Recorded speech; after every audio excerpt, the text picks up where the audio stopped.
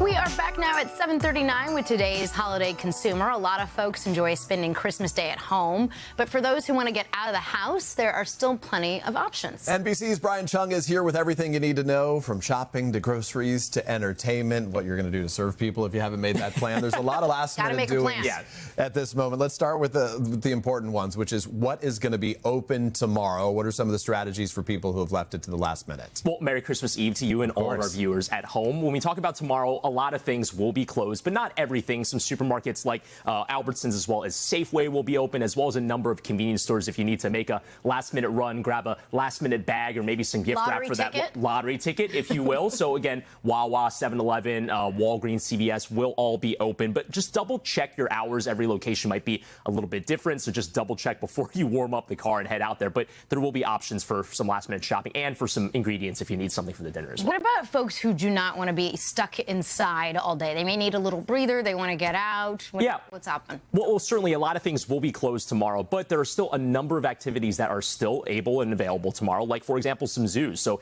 in San Francisco, in fact, here in New York at Central Park Zoo, Miami, the Georgia Aquarium will be open. Movie theaters and restaurants are going to be open in some cases as well. So some chain restaurants like IHOP, Denny's, they will be open if you want to get a pancake stack in the morning. And when we talk about what's going on, especially with the movie scene, I mean, there's some great movies that are coming out. Marty Supreme with Timothy Chalamet is on my list. That comes out, I believe, tomorrow. So it could be great to see, go and see a movie with the family. Yeah. Can we talk about, so last minute, if it's down to the wire and you're choosing not to go to 7-Eleven to get like hot dogs to serve, as you were saying, it's like an easy last minute option. Yeah, we don't know how long this has been rotating in there, but exactly. Gift cards is like ways that a lot of people can go last minute. Right. But there are some scams. Laura's had this personal experience. Yep. What are the warnings for people who are making that decision last minute? Yeah, well, like if you do go out and buy a gift card, it could be a great last-minute gift for someone, but be aware of the scams that are out there. It's not that hard these days to skim one of those gift cards. So first off, buy from a trusted source. And if you go buy from, let's say, for example, a supermarket or anywhere,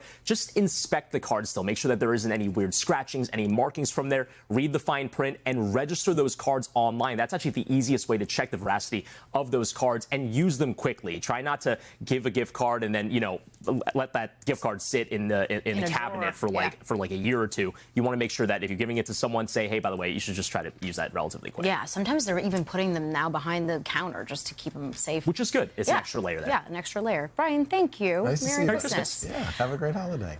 Hey, thanks for watching. And don't forget, you can catch the Today Show every morning on NBC or take Today when you're on the go. Just follow the Today podcast on Apple Podcasts, Spotify, or wherever you listen.